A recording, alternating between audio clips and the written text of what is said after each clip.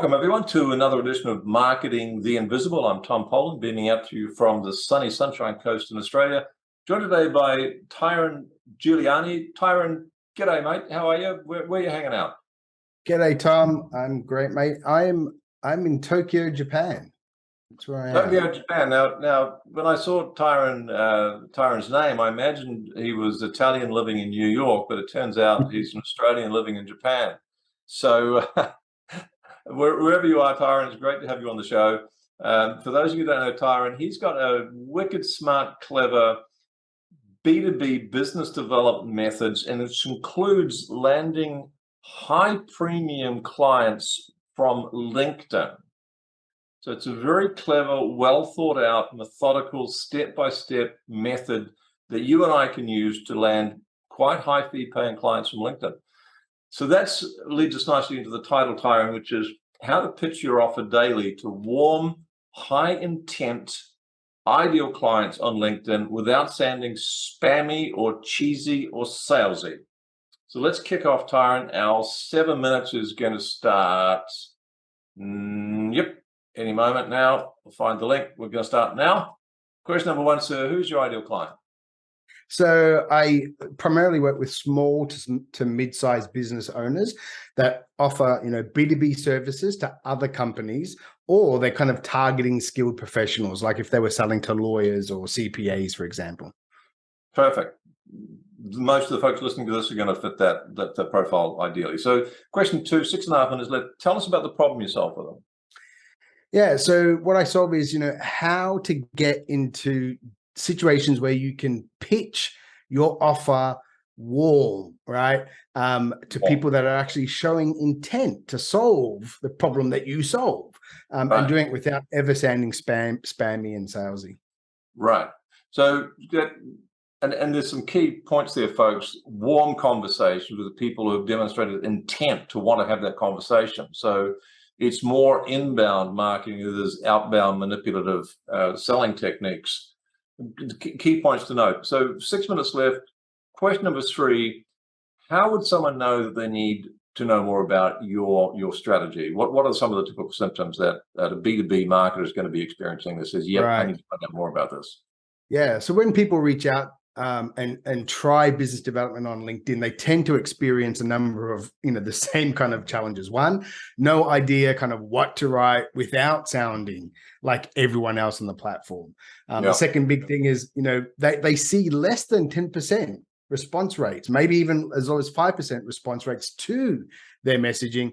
And then the huge majority of the response are no thanks. And the third thing is that they've got no idea to how to actually search for and find and segment prospects to ensure that they're really focused on high intent people, right? They just, and rather than going after dead and dormant accounts. It's all a bit random and pin the tail on the donkey stuff. So, and then no system to scale it. No system to scale. So failing to identify people who are likely to be in the sweet spot in the target market, a lack of response, no system to scale. I imagine a hell of a lot of frustration and copying and pasting and hearing crickets.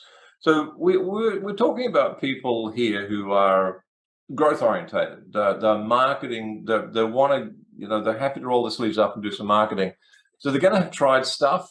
What would you say are the common mistakes that folks are making in doing their marketing, and particularly on LinkedIn? You've mentioned a couple already. 4.5 minutes left. Anything you want to add to that in terms of the sort of mistakes you see happening quite often? The big thing is not segmenting their prospect list. They search, they pull up a search result, and then they treat everyone on the list the same way. Same message, same outreach, same technique.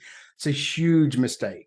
The second thing, no pre-warming of prospects with an intentional engagement before they ever speak and connect to someone. They might just go in there and do some random, like the last 3 posts, and then reach out and offer and pitch. It's poor performance.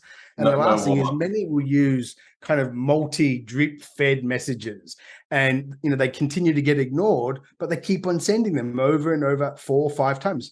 No one's paying attention to the first 3. They're not going to pay attention to the next 3.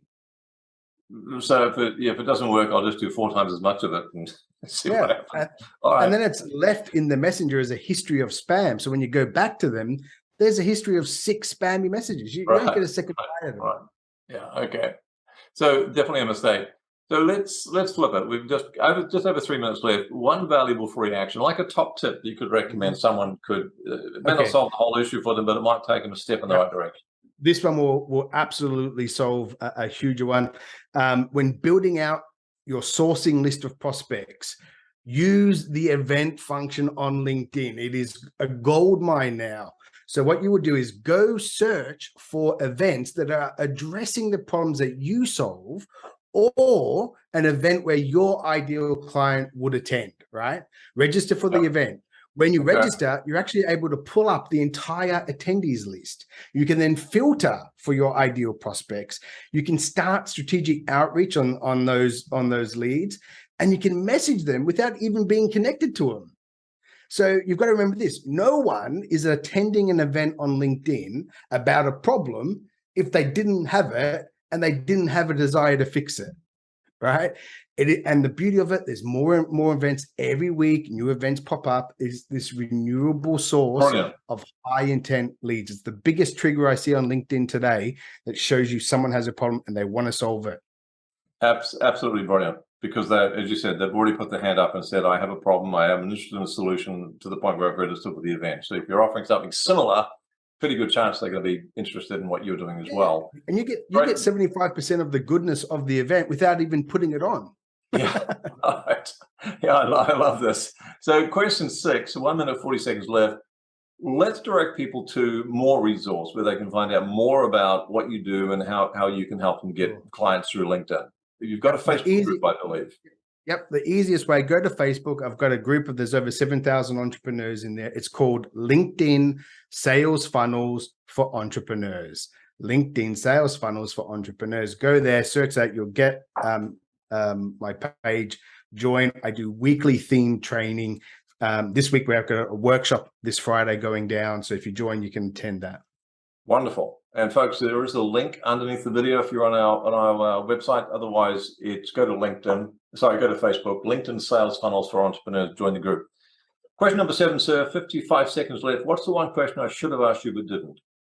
Okay, so what's one thing you can do on LinkedIn to avoid looking spammy in Messenger on LinkedIn? The advice is ask yourself this: with what I know about this person and what my relationship is with this person, would I say it in real life? And if the answer is no, don't type it in Messenger. Simple as that. It's a great top tip. Hey, Tyron, sorry, thank you so much for your time. It's been very insightful and very helpful. Cheers. My pleasure, mate. Cheers. Thanks for checking out our Marketing the Invisible podcast. If you like what we're doing here, please head over to iTunes to subscribe, rate us, and leave us a review. It's very much appreciated. And if you want to generate 5 fresh leads in just 5 hours, then check out www.5hourchallenge.com.